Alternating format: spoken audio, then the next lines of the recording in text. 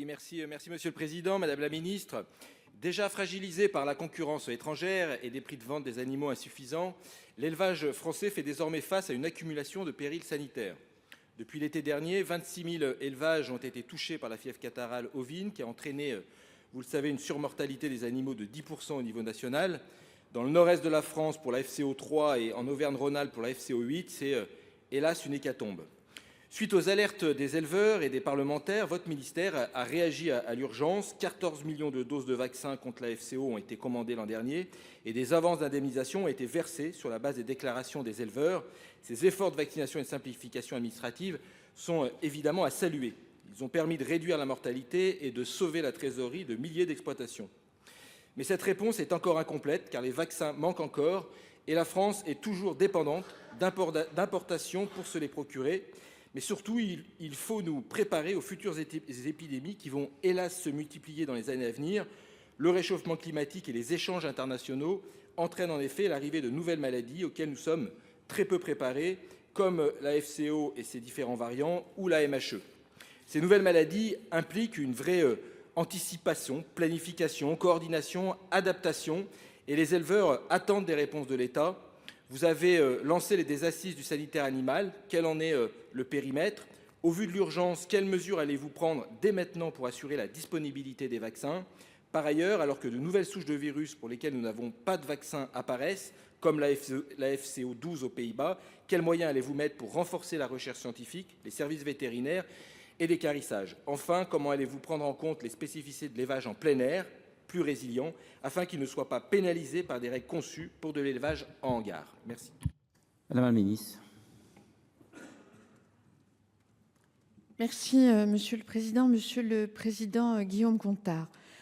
Vous me posez une question légitime à laquelle je n'ai eu de cesse de répondre avec le gouvernement depuis le premier jour de mon arrivée au ministère, depuis le premier jour de la crise sanitaire qui touche le cheptel français.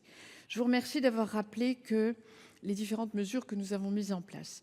Du 2 août 2024 au 16 février 2025, une zone régulée a été mise en place pour limiter l'extension de la maladie et préserver les échanges commerciaux avec les autres États membres. Dès le printemps 2024, une ambitieuse campagne de vaccination a été déployée sur l'ensemble du territoire dès le mois d'août 2024. L'État a passé commande de 14 millions de doses de vaccins pour un montant de 37 millions d'euros afin de réduire les impacts sanitaires sur les cheptels. En dépit d'un contexte budgétaire défavorable, j'ai mis en place dès mon arrivée au gouvernement, avec l'accord du Premier ministre d'alors, un fonds d'urgence exceptionnel de 75 millions d'euros qui a permis de répondre à l'intégralité des demandes d'indemnisation déposées. Par ailleurs, le gouvernement a tenu son engagement de réactivité pour aider les éleveurs en déployant 2 guichets. Un guichet avance qui a permis de répondre à l'urgence en novembre 2024 à hauteur de 30%, puis le guichet solde ouvert du 30 janvier au 14 février 2025 avec près de 9 425 dossiers déposés actuellement en cours d'instruction et de règlement par mes services. Mais au-delà de ces réponses en urgence, je suis convaincue qu'il faut une stratégie sanitaire résiliente axée sur l'anticipation et la prévention des maladies.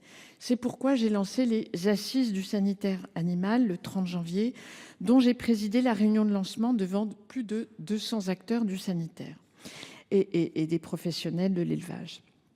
L'année 2025 sera donc une année de transition pour laisser le temps aux filières et au ministère de l'Agriculture de co-construire les contrats sanitaires de filière. J'ai demandé à chaque filière d'élaborer son contrat sanitaire de filière. Je peux vous dire que nous travaillons d'ores et déjà avec les filières pour l'anticipation de la campagne de vaccination de 2025. Vous avez raison de signaler qu'en France, nous n'avons pas suffisamment de laboratoires français qui produisent des vaccins. Mais je peux vous dire que nous faisons tout pour accéder aux vaccins chaque fois qu'il y en a, parce que malheureusement, toutes les maladies n'ont pas de vaccin correspondant. Mais chaque fois qu'il y en a, nous nous activons pour en disposer au profit de nos éleveurs. Merci. La parole est à M. Gontard. Non, merci Madame la Ministre. J'appuyais aussi sur l'anticipation, vous l'avez dit, puisqu'on sait qu'hélas, on va arriver dans une période où on risque avec l'été et qu'on a vu qu'il y avait un manque, en tout cas, de coordination à l'échelle des départements et de fonctionnement au niveau entre les différents départements.